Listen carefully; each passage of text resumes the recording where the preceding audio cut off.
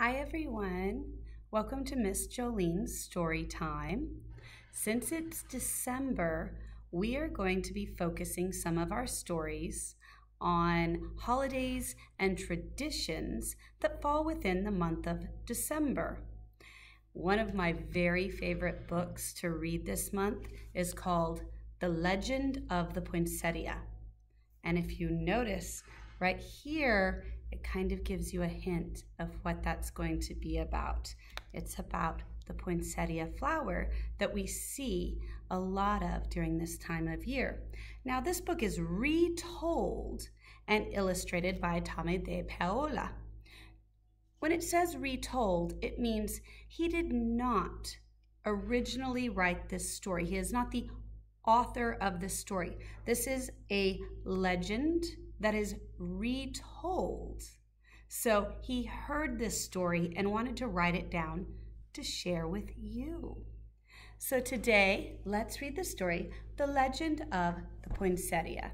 And like I said, this is by Tomie de Paola.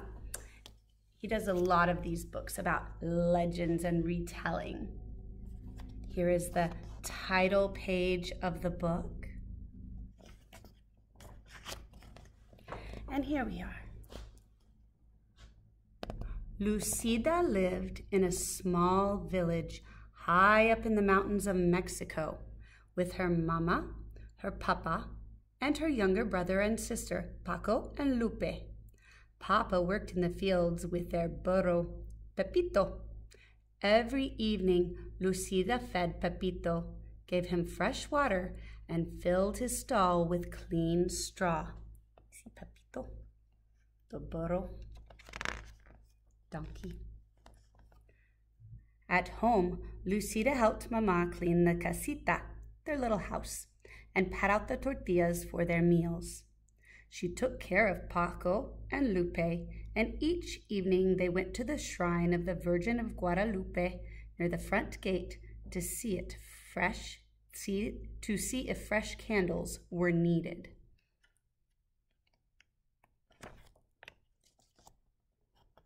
But every day was not work. On Sundays, the family went to San Gabriel in the square where Padre Alvarez said the Mass. And all through the year, there were fiestas and holy days, which always began with a procession that wound through the village and ended in San Gabriel.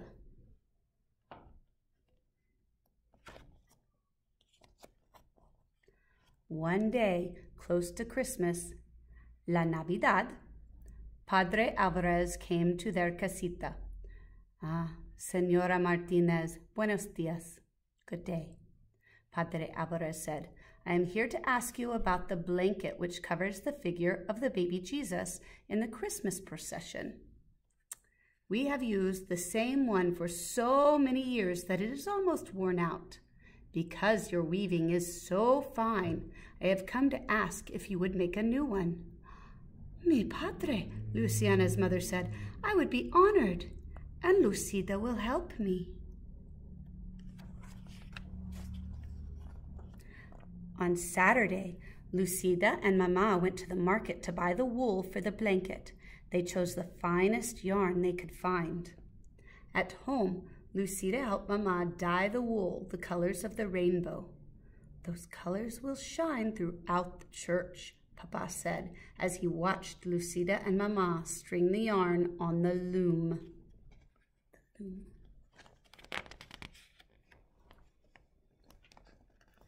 As Christmas grew closer, everyone in the village was busy. All the mamas were making gifts to place at the manger of the baby Jesus in the church, and papas worked together putting up the manger scene in San Gabriel. Lucida and the other children went to the church for singing practice for the Christmas Eve procession, when everyone would walk to San Gabriel singing and carrying candles. Once inside, Padre Alvarez would lay the figure of the baby Jesus in the manger, and the villagers would go up and place their gifts around it. Our gift will be the blanket for the baby Jesus, Lucida told her friends. I am helping Mama weave it. One afternoon, a few days before Christmas Eve, Lucida and the children were singing in the church when Senora Gomez came hurrying in. "Lucida, you must come home. Your mama is sick and your papa has taken her down to the town to see the doctor. You must take care of your brother and sister until your papa returns tonight." Lucida was frightened. Mama had never been sick before. When she got home, Paco and Lupe were crying. They were frightened too. Lucida tried to comfort them. She made some food and sat down to wait for Papa. That evening, when Papa came in looking tired and worried, he drew Lucida close and said, "Lucida, mi niña, your mama is ill. Your aunt, Tia Carmen, will come and take care of Mama until she is well. But I must go back and stay with Mama until I can bring her home. But it won't be until after Christmas. Senora Gomez will take care of you and Paco and Lupe while I am gone. She will come for you tomorrow." The next afternoon, Lucida overheard two women talking. "Lucida's mama is ill. She won't be able to finish the blanket for the procession. Isn't it a shame?"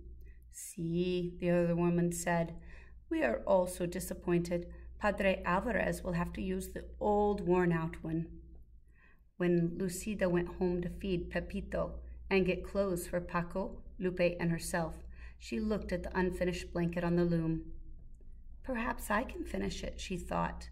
But when she sat down and tried to weave, the yarn got tangled, and the more she tried to untangle it, the worse it got. It was no use. She could never finish it by herself. She took the unfinished blanket to Senora Gomez. "Oh, Lucida, it is so tangled, there isn't time for me to fix it," Senora Gomez told her. "Tomorrow is Christmas Eve." Lucida started to cry. It was her fault the blanket was ruined. Her family wouldn't have a gift to place at the manger of the baby Jesus. "Don't worry, Lucida. We will all go to the procession together." Lucida didn't say anything, but in her heart she felt as if she had ruined Christmas. "Come, Paco. Come, Lupe. It is time for the procession," Senora Gomez called on Christmas Eve. "Where is Lucida?"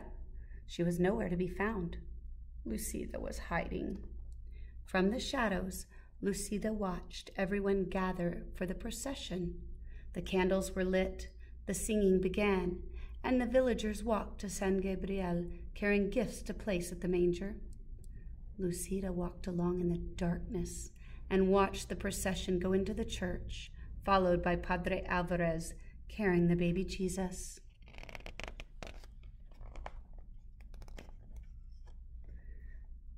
"Little girl, are you Lucida?" An old woman stood in the shadows nearby. "See," Lucida answered, wondering who she was. "I have a message for you. Your mama is going to be fine, and your papa will bring her home soon. So you don't have to worry. Now, go into the church and celebrate Christmas with the others. Paco and Lupe are waiting for you." "I can't," Lucida told her. "I don't have a gift for the baby Jesus. Mama and I were weaving a beautiful blanket, but I couldn't finish it." "Ah, Lucida, any gift is beautiful because it is given," the old woman told her. "Whatever you give, the baby Jesus will love because it comes from you." "But what can I give now?" Lucida said, looking around. A patch of tall green weeds grew in a tangle nearby. Lucida rushed over and picked an armful. "Do you think these will be all right?" Lucida turned to ask the old woman, but she was gone. Lucida walked into the church. It was blazing with candlelight, and the children were singing as she walked quietly down the aisle with the bundle of green weeds in her arms. "What is Lucida carrying?" a one whispered. "Why is she bringing weeds into the church?" another one murmured. Lucida reached the manger scene. She placed the green weeds around the stable. Then she lowered her head and prayed. A hush fell over the church. Voices began to whisper. Look at the weeds. Lucida opened her eyes and looked up. Each weed was tipped with a flaming red star. The manger glowed and shimmered as if lit by 100 candles. When everyone went outside after Mass, all the clumps of tall green weeds throughout the town were shimmering with red stars. Lucida's simple gift had indeed become beautiful. And every Christmas to this day, the red stars shine on top of green branches in Mexico. The people call the plant La Flor de Nochebuena, the flower of the Holy Night, the Poinsettia. And I think that's such a lovely story, especially about all gifts are beautiful because they are given. When you give from your heart, the receiver feels special and happy. So we always look to give from our hearts. Thank you for joining me for the legend of the poinsettia. I'll see you next time.